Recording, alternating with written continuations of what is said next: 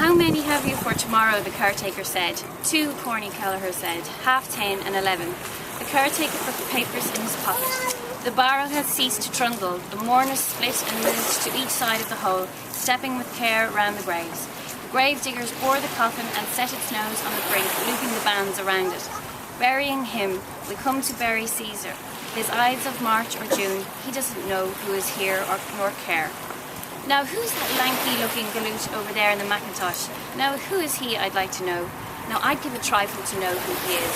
Always someone turns up he's never dreamt of. A fellow could live on his lonesome all his life. Yes, he could. But still, he'd have to get someone to sod him after he died, though he could dig his own grave. We all do. Only man buries. No, ants too.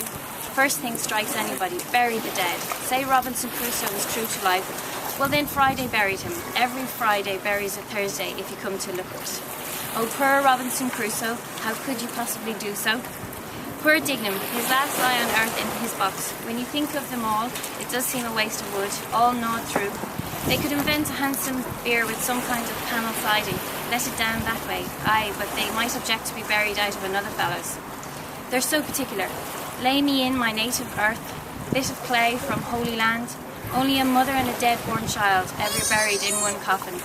I see what it means. I see, to protect him as long as possible, even in the earth. The Irishman's house is his coffin. Embalming in catacombs, mummies, the same idea. Mr. Bloom stood far back, his hat in his hand, counting the bared heads. 12. I'm 13. No, the chap in the Macintosh is 13. Death's number. Where the deuce did he pop out of? He wasn't in the chapel, that I'll swear. Silly superstition, that about 13. Nice soft tweed Ned Lambert has in that suit. Tinge of purple. I had one like that when we lived in Lombard Street. Dressy fellow he was once. Used to change 3 suits in a day. Must get that grey suit of mine turned by Mrs. Messiah's. Hello, it's dyed.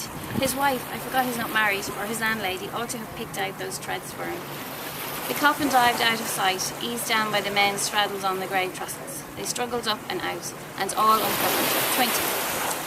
If we were all suddenly somebody else, far away, a donkey braid, rain, no such ass, never see a dead one, they say. Shame of death, they hide. Also, poor Papa went away. Gentle sweet air blew around the bared heads in a whisper. The boy by the grave held his wreath with both hands, staring quietly in the black open space.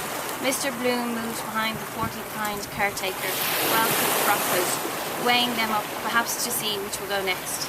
Well, it's a long rest. Feel no more. It's the moment you feel. Must be damned unpleasant. Can't believe it at first. Mistake must be. Somebody else. Try the house opposite. Wait, I wanted to. I haven't yet. Then darkened death chamber. Lights they want, whispering around you. Would you like to see a priest? Then rambling and wandering.